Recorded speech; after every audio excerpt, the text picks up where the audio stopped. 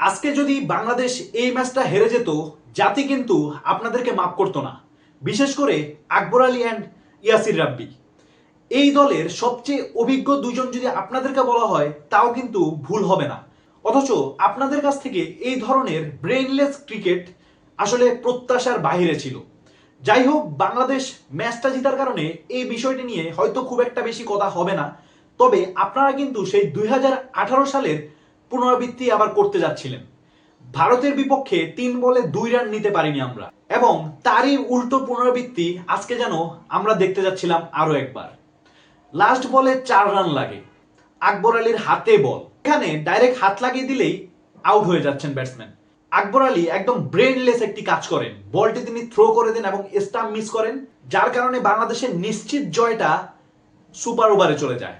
Super ওভারে গেছে খুবই ভালো কথা।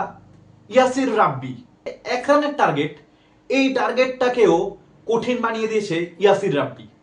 আপনার মতো একজন অভিজ্ঞ ব্যাটসম্যানকে পাঠানো হয়েছিল যেন আপনি দায়িত্ব নিয়ে ম্যাচটি শেষ করেন।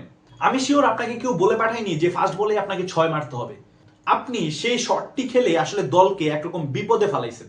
পরবর্তী বলে যদি আরেকটা উইকেট পড়ে যেত, ঠিক একই দশা হইতো বাংলাদেশেরও। যাই হোক, সেখান থেকে তো আমাদের কপাল ভালো, ভারতের বলারই একটা ওয়াইড দিয়ে দেয় এবং আমরা ম্যাচটি জিতে যাই। লাইক এই ধরনের ম্যাচ আমাদের এইভাবে জিতা লাগে। আপনারা ফাইনালে উঠে গেছেন, হয়তো এই বিষয়টা নিয়ে খুব একটা কথা হবে না, কিন্তু এই ধরনের চোখ, কিন্তু এই ধরনের জোকারগিরি, এই ধরনের ব্রেনলেস ক্রিকেট, শেষ মুহূর্তে নার্ভ ধরতে না পারা আমাদের সিনিয়র ক্রিকেটার থেকে শুরু করে আমাদের জুনিয়র ক্রিকেটার সবার যেন একই অবস্থা।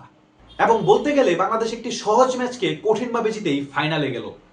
তবে আমাদের কপাল ভালো, রিপন মন্ডল লাস্ট ওভারে যে ম্যাজিকটা করেছেন, যে জাদুটা করেছেন, 0 রানে ইন্ডিয়ার দুইটি উইকেট তুলে নিয়েছেন। প্রথমটি বোল্ড, পরেরটিকে তিনি ক্যাচ আউট করান। এক কথায় রিপন মন্ডল আজকে যদি সেই ওভারটা না করতেন, আপনাদেরকে যদি 4 থেকে 5 রানও টার্গেট দেওয়া হইতো, আপনারা এই রান নিতে পারতেন না। আমরা আগেও দেখছি আমাদের ব্যাটসম্যানরা এই ধরনের প্রেশার নিতে পারে না, লাস্ট ওভারে 4-5 রান লাগলেও তারা প্যানিক হয়ে যায়। অথচ আজকে 1 রানের টার্গেট, এই টার্গেটটাকেও কঠিন বানিয়ে দিয়েছে ইয়াসির রাব্বি। যাই হোক, দিন শেষে আমরা ফাইনালে, এবং বাংলাদেশ যে শুধু খারাপটাই দেখিয়েছে তা নয়, অনেক ভালো কিছু আমরা এই টুর্নামেন্টে দেখেছি। বিশেষ করে হাবিবুর রহমান সোহানের ব্যাটে আমরা ঝড়ো ইনিংস দেখছি, আমাদের ব্যাটসম্যানদের থেকে কিছু বিধ্বংসী ইনিংস দেখছি। আকবর আলী আজকে কিছু চোখ করেছেন, ঠিক আগের ম্যাচে কিন্তু তার কাছ থেকে আমরা বিধ্বংসী ব্যাটিং দেখছি। সুতরাং সব মিলিয়ে মোটামুটি খুব ভালোই খেলছে বলা যায়। এই টুর্নামেন্টে ওভারঅল বাংলাদেশ ভালো খেলছে। বিশেষ করে রিপন মন্ডল বাংলাদেশের হাইস্ট উইকেট টেকার, এবং বলতে গেলে তিনি যে বোলিং করছেন এই টুর্নামেন্টে এবং আজকে, সত্যি আগুন বোলিং ছিল তার প্রত্যেকটা বল, তার বলের সুইং, তার বলের গতি, লেন্থ, এবং তিনি যেভাবে চাচ্ছিলেন ঠিক যেন সেভাবেই তিনি বল করতে পারছিলেন। সুপার ওভারের প্রথম বলটা ছিল চমৎকার, এবং দ্বিতীয় বলেও তিনি উইকেট পান। তো গাইস, সবশেষ বাংলাদেশ কিন্তু তাহলে ফাইনাল খেলতে যাচ্ছে। ফাইনালে তাদের প্রতিপক্ষ কে হবে তাই এখন দেখার বিষয়।